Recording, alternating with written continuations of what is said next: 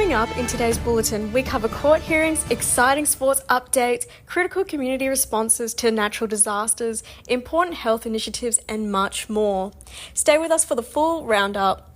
I'm Leanne Dolby. This is the National Indigenous Times Daily News Bulletin for Monday, 17th of February 2025.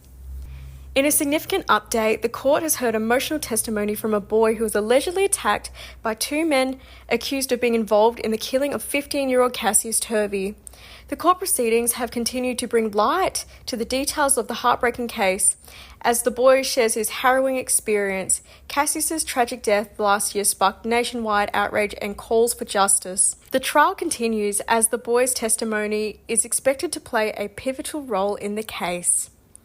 In the world of sports, the Indigenous All-Stars have expressed their excitement over the return of the marquee match to the AFL calendar.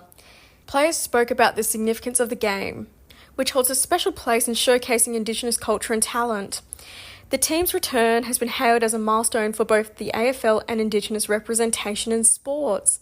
Many players shared their personal reflections on what the game means to them and their communities. West Australia's north is facing a crisis as floodwaters continue to devastate the region. Supermarket shelves are bare as supply chains are interrupted and communities are struggling to access essential goods. The floods, exacerbated by ongoing weather conditions, have caused significant damage to homes and infrastructure.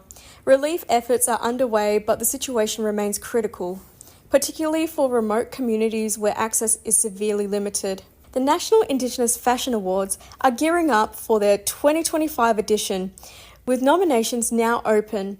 The prestigious event celebrates the creativity, resilience, and cultural expression of Indigenous designers across Australia. Organisers are encouraging emerging and established designers to submit their work for consideration. The awards highlight the importance of Indigenous voices in the fashion industry and provide a platform for their unique perspectives. After a highly publicised sacking 12 months ago, Queensland Police have announced the formation of their new Indigenous advisory body. The body aims to strengthen relationships between the police and Indigenous communities, addressing issues of trust and cultural understanding. This move follows increased pressure for police reform and more inclusive practices. The new advisory body will work to ensure that Indigenous voices are heard in policing decisions and communities. In a remarkable achievement, a group of First Nations ambassadors have been selected to represent Australia in UNICEF's Global Youth Program. The program aims to empower young leaders to advocate for the rights of children worldwide, particularly in areas of health, education, and equality. These ambassadors are set to play a key role in raising awareness about the challenges faced by Indigenous youth both domestically and internationally. A strong health initiative is underway in the Northern Territory, where locals are encouraged to take up the offer of a free meningococcal B vaccine. The initiative aims to prevent the spread of the disease, particularly among children and young adults. This is a timely move as the community focuses on protecting vulnerable groups from serious health risks. Health experts are urging people to take advantage of the free vaccination program, which has already seen an encouraging response. In legal news, an appeals tribunal is set to open in the Northern Territory to address concerns around recent rulings that have sparked debates on justice and fairness. The tribunal will allow for a fresh review of cases and is expected to play a crucial role in ensuring that Indigenous voices are heard in the justice system.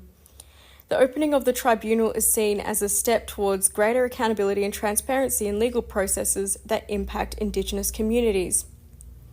That's today's Daily News Roundup from the National Indigenous Times. For more news, head to nit.com.au and sign up for our free newsletter.